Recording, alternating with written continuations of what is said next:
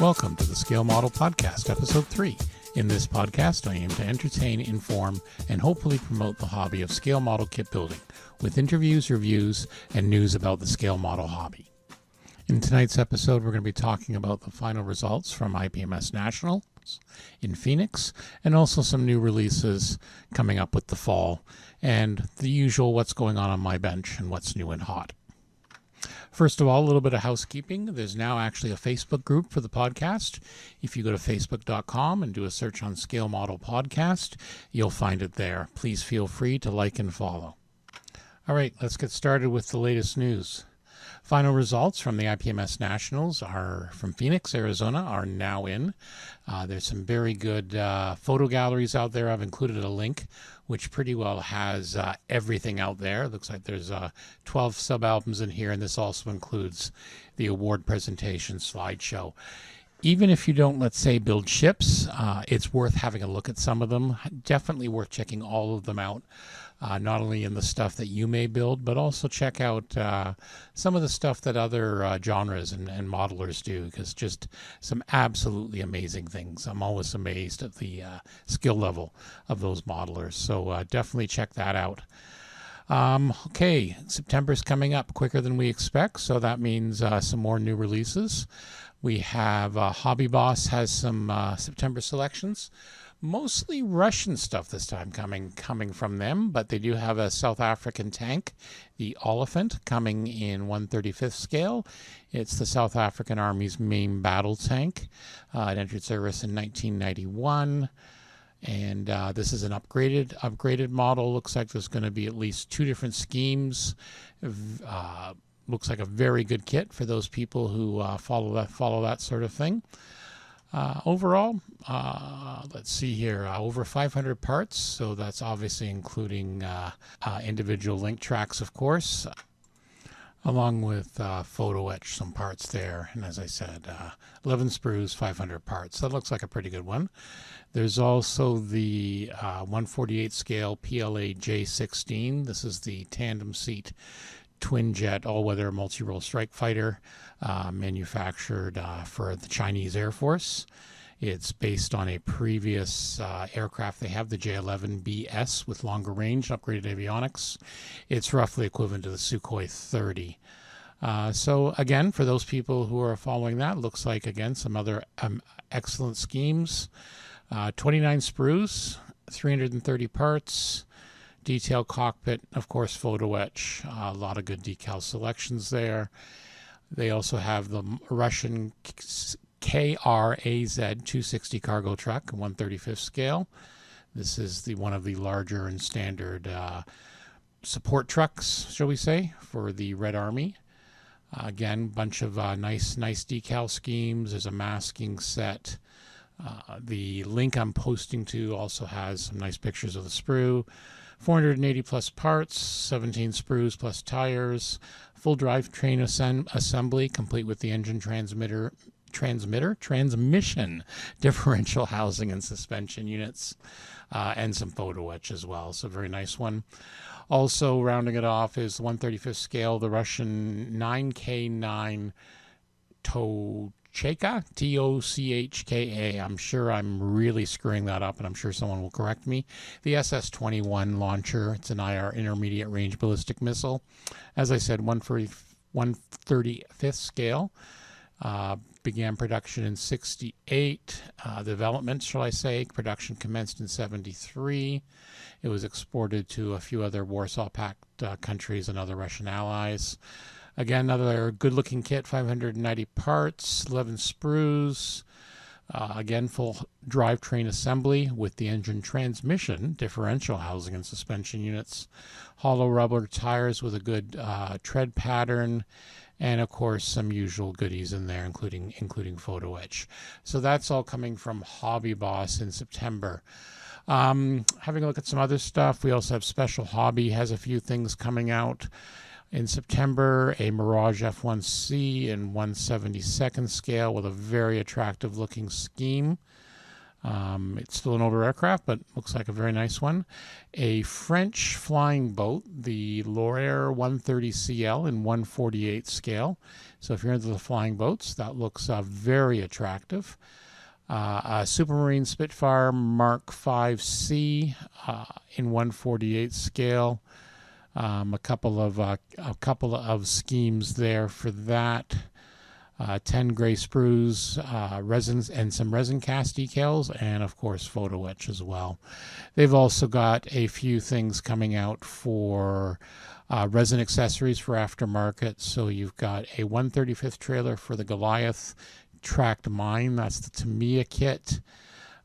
For the Tempest Mark II, for the special hobby kit of that in 32nd scale, they've got a Bristol Centaurus engine, which looks absolutely gorgeous. Just looking at that, very impressed. If you're into that aircraft, that would be a nice addition, and a few other things as well. There is actually the one I like the most on this page is a 1/72nd scale Ox towing a Messerschmitt 163B with Luftwaffe ground crew. So you get the Ox again and the 2 ground crew, and the idea is you would have this as a diorama with a 163. So a little bit unique there as well. So that is all coming from Special Hobby. Looking at some other individual new releases, Hyperscale's got a great review by Brett Green, of course, on the Eduard 1/48 scale ME109, the G10. It's a new release there. It's the Profipack edition, so you get some quite a few goodies there. 188 parts, including more than 70 not marked for use. So you know there's going to be some other things coming out there. 10 parts in clear, color photo etch, Fred, of course, some other photo etch, the masking, and markings for 5 aircraft. So if you're a 109 fan, this looks like a definite good addition. I know I've built a couple of the Eduard Spitfires, and I'm always very impressed with these Profipack kits, because you get all the stuff you need to make a very nice aircraft. As I said, 5 very nice looking marking schemes. So very good. So for those of you who like the Gustav, definitely one to check out. And if I recall, the price was around $49 US from Eduard, 32 pounds or 26 pounds export, plus shipping available from Hanitz in the UK. Continuing on the aircraft theme, I've noticed several of the stores now, the online sites, have Hong Kong models 1/32nd scale Avro Lancaster B now listed on as their pre-order pages are coming soon. This is, of course, a highly anticipated large kit if you have the room and you like Lancasters. Now, this one's going to be, and they're confirming now, the initial one will be a limited edition kit. It's going to be expected October, November in the UK, October, November 2018. This kit is going to be a limited edition, as the rumors were saying, and I think they announced it at some of the shows too. So the initial limited edition kit's going to include an extra fuselage and nose section in clear plastic. So that's going to give you the ability to show off all the incredible detail inside. And as I mentioned, I think in the last episode, I think this is a really good idea. I wish it was something other manufacturers would do, especially on these larger kits, when you end up putting so much work and time in putting some amazing detail stuff in, and the work that can be done now with photo etch and resin, and then you lose it all gets covered up. It's nice to know that you've actually built it, but it'd be nice to show off. So it's nice to have an option here. So this is really, really good. And as they say it's going to be a limited one. So also there's going to include 3 aircraft markings, and it's a big beast. 663 millimeters in length, 971 millimeter wingspan, 23 sprues, 633 parts. The pricing we're seeing, it kind of makes sense for a kit that's this size. 359 pound. I've seen it from 340 to 359. out of the UK. So we'll see what the US pricing and the Canadian pricing and the rest of the world is. But again, if you're a Lancaster fan, as I am, this might be a must-have. I'd love to get this, but again, I just don't have the room to build it. It's just gorgeous, but I'm really looking forward to seeing what the people who have done some other amazing stuff in the scale from Hong Kong models can show off with that. They've got some amazing stuff, so it's going to be a fun one. Moving on to some armor, Dragons released a 1/35th scale of their modern vehicle series. It's a bridge layer, the M48 AVLB. I like the look of this. It's neat. It's just something neat from I'm not a big armor guy, but I like the idea, and looks like it's going to have, you'll be able to move some of the bridge assembly in any position you want. So it looks really, really good. It's expected to be released this month, quite a few parts. They haven't really said on their press release exactly how many, but if it's from Dragon, you know there'll be a lot of extra parts, probably over-engineered. And again, we'll have the link in the show notes for that. Also on the armor scale, Italery's re-released and they've renewed their 1/35th M978 fuel servicing truck. This is based on the US's Heavy Expanded Mobility Tactical Truck, HEMTT. They had 4 previous kits to this. It's the US's Army's one of their heavy transports, but with the 8 wheels, it lets you very maneuverable for off-road and stuff like that. So looks like it's going to be about 48 euros. Good size kit from what I see of the dimensions here. So very good looking kit. And then according to reviewer, it's not perfect, but he says it is a great improvement. And since there isn't really another injected molded plastic M978 currently out there, it's kind of the only game in town. But the modeling news review on this is, for an inbox review, it's absolutely huge if you are considering this. I learned actually quite a bit about the vehicle itself. So compliments to Adam Nornberg for an excellent inbox review of this. And another subject on the armor front, I believe we mentioned this last week as being a hot kit. A lot of people were talking about it. The new Jag Panther from Meng in 1/35th scale, the G1 variation. There's a full inbox review right now by Luke Pitt up on missinglinks.com.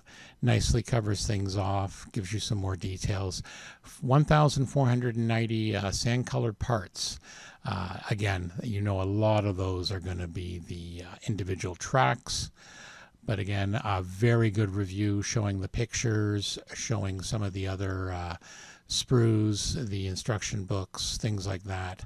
A couple of photo etch frets as well. 1 medium-sized decal sheet, 2 strands of wire. A lot of things to like here, apparently.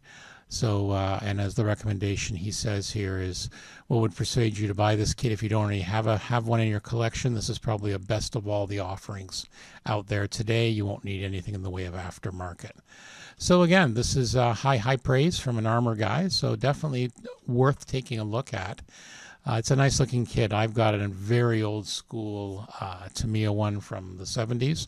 That would probably suit me fine, but again, for those guys who really want to make sure they're getting something accurate, this one might be definitely worth a look. And as I said, check out the link on missinglinks.com, which we're going to have in the show notes. So when I'm looking at some of these kit reviews, when I notice things, if you notice so far, we're doing a lot of aircraft and armor because that's what I tend to know, but feel free to let me know if there's something very unique coming out in sci-fi, naval stuff, cars, trucks. I always like to know. Don't forget, you can always send me feedback via the Facebook page or via email at scalemodelpodcast@gmail.com. I'd love to know some other tips or suggestions you do. I want to, this show is a two-way street. I want to be able to also learn and also try and inform as well. All right, just in the ScaleMates What's Hot section, I'm just looking through here and seeing what's changed since last week. I noticed a few people are talking about the Tamiya 1/35th scale M3 Stuart Light tank. I know this is a major re-release. I've seen some of the armor guys in the forums talking about it. So that seems to be a very popular one. A lot of good positive reviews on that when you consider the previous tool of this kit was made in 1974. So there you go. It's a good improvement. And Tamiya, I know it's like their aircraft, their armor stuff quite often just falls together. We've also got one here. This is again, it caught my eye more because of the color. It's a very bright color, more like a test bed, but this is the B-52H B-52 Stratofortress in 1/72nd scale. So you know that's going to be a rather large kit, and this is about to be released fairly soon. This is from the Chinese company Model Collect. They've been producing quite a bit of kits. They're also doing quite a bit of releases in that. I know some people didn't like the B-52G model they did recently. They've released like the D, the G, the various marks of it. And I know some people weren't impressed with that, but I know they've got some good positive reviews on some of their armor stuff and things like that. So again, a lot of people are talking about it, for better or for worse. So it might be something to look at as well. Again, I don't know where you'd fit this thing, but if you have the room and you like B-52s, it's something to certainly look at. Moving on to what's on the bench. Still working on the Tamiya Panther A, the old school kit from the mid-70s. Thanks to a fellow modeler in my area, I managed to obtain the Missing Commander's hatch cover. So I was able to proceed with that. I've actually got the kit assembled, and it's ready for its first coat of primer. So far, pretty good experience with it. I see why people like the Tamiya. I'm sure there's some inaccuracies, but so like I said, I'm not a big tank guy, so I probably wouldn't know any better, but I'm enjoying the build, and that's what the hobby's all about. Haven't had a lot of time this week to work on it. Real life's getting in the way. I'm hoping this weekend to get it, start getting it priming, and it's definitely going to be a painting test bed. I'm going to try some of the techniques I read about online and in some of the books. Definitely the hairspray technique I want to try. So it may end up wearing a few different colors. We're going to see what happens there. Still haven't decided what's next going to be in the queue. As I said, keep an eye on blackfire.ca. That's my own personal modeling website where I put my builds up, and I have a video channel for that as well. Definitely have a look at that and feel free to follow along there. Moving on, I wanted to talk briefly about reference sources. I'm going to start compiling a list, even though it can change quite a bit, of sites that modelers may find useful, particularly on the reference side. One of the things I wanted to start with was actually photos. There is such a wealth of photos out there now on the internet, far more than years and years ago when I first got into the hobby. And I was curious to know what people use, or what sites people use for getting reference images and things like that.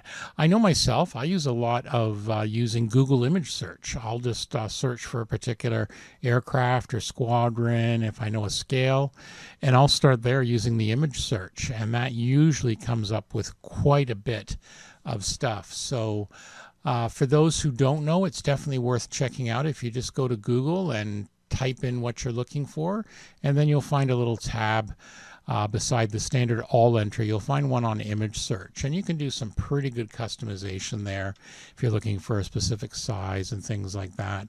So I find that very handy, but I know there's other excellent sites out there that may also have stuff that's better organized, or if you're looking to do a particular build of something, you can get a whole collection of images. So I'd really be interested in feedback. If you want to send me back some sites that you guys and girls use to reference images, whether it's for aircraft, armor, ships, cars, sci-fi, whatever, figures, I'd love to know, because again, I'm going to start compiling a page on scalemodelpodcast.com to start building up some reference there for people to be able to look it up.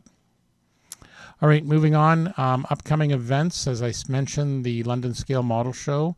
My home show is September 22nd in London, Ontario. There is a few other shows starting to come up, and I'll have a complete list of that by the next episode. I want to make sure I'm not missing any of the other shows which the clubs do. So that's it for this time. Don't forget to subscribe to the podcast at iTunes, Google Play. We're going to be having a few more places too. And if you can, when you subscribe, if you could leave a review, that's really great because it helps make sure the listing then shows up in front of more people. So we want to get as much people as possible and get this community going. As I've mentioned before, we have a Facebook page now at facebook.com/Scale Model Podcast. Feel free to like and subscribe there. Leave some comments, some notes. As I said, if you've got some ideas for reference sites, particularly for photos, I'd love to know about that. And if you have any other comments or suggestions, you feel like dropping me an email, feel free at scalemodelpodcast@gmail.com. So that's it for this week. My name is Stuart Clark for the Scale Model Podcast. Thank you and be well.